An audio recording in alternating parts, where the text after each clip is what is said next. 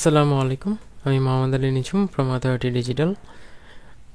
আমরা যখন ফাইবারে কাজ করি বা অন্য কোনো মার্কেট প্লেসে কাজ করি, সেক্ষেত্রে দেখা যায় আমরা বায়ারকে স্যার স্যার বলতে বলতে বলতে বলতে পারি না, অন্য কিছু ডেকে ফেলি।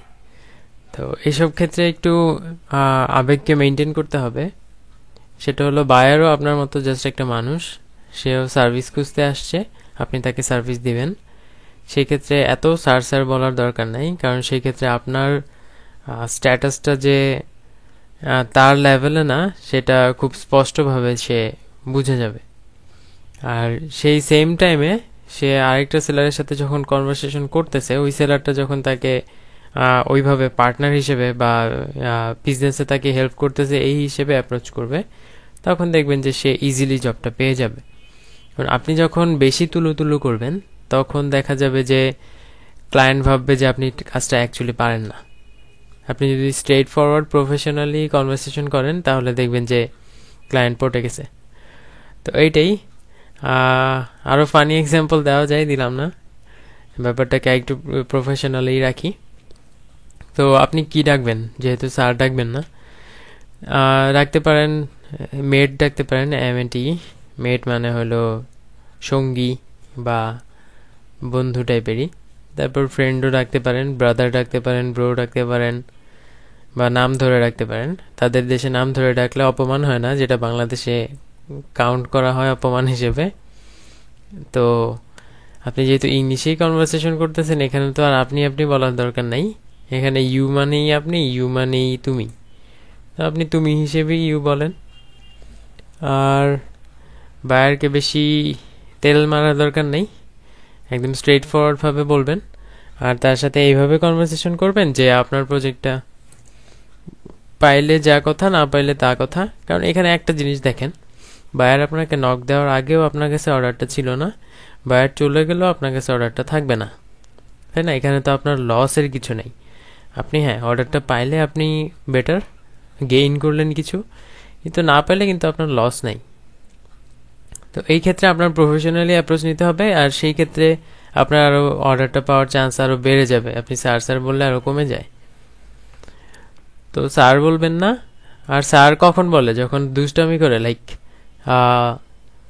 দুষ্টামি বা বিরক্ত হয়ে বলে স্যার।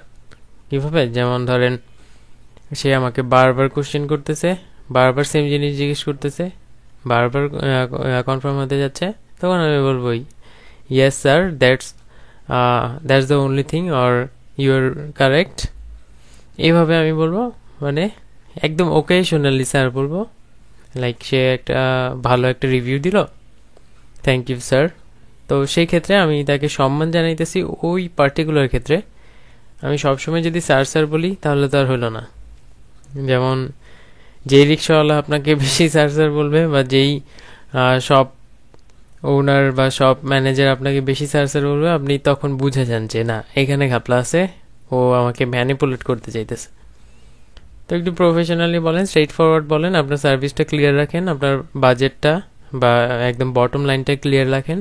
দরকার হলে অ্যাডজাস্ট করে দেন, শুরুতে বাজেট অ্যাডজাস্ট করে দিবেন ক্লায়েন্টের বাজেট অনুযায়ী। কারণ অর্ডার না আসার থেকে কম বাজেটে অর্ডার আসা ভালো। কিন্তু যা বলছিলাম আরেকটা ভিডিওতে, যে আপনি 50-এর অর্ডার 35-এ দিতে পারেন, 30 পর্যন্ত যাওয়া যায়, কিন্তু 5-এ দিয়েন না।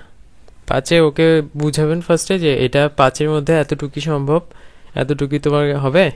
আর তুমি চাইলে অন্য সেলারের কাছে দেখতে পারো, কিন্তু সেই ক্ষেত্রে আমি তোমাকে কোয়ালিটি এনশিওর, মানে কোয়ালিটি যে গ্যারান্টেড থাকবে, এটা আমি নিশ্চয়তা দিতে পারতেছি না।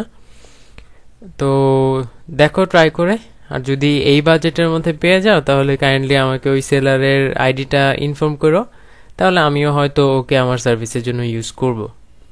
তখন বায়ার কি বুঝবে যে আরে, ও ওই সেলারের সার্ভিস ইউজ করবে, মানে এটা এই দামে সম্ভবই না। ও মানে এতই কনফিডেন্ট যে এই দামে যে দিবে ওই ভোগাস দিবে। তো তখন ওই ক্লায়েন্টটা যখন চলেও যাবে, তখনও দেখবেন যে তার মনে শান্তি থাকবে না। সে যত ভালো সার্ভিসই থাক, মানে যত ভালো সার্ভিসই পাক, তার মনে শান্তি থাকবে না।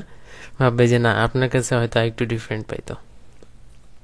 তো এইগুলাই একটু ম্যানিপুলেশন করতে ট্রাই করেন, কিন্তু প্রফেশনাল ওয়েতে।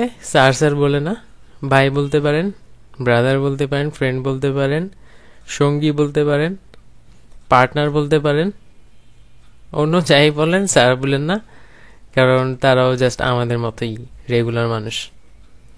তো বেস্ট অফ লাক, আল্লাহ হাফেজ।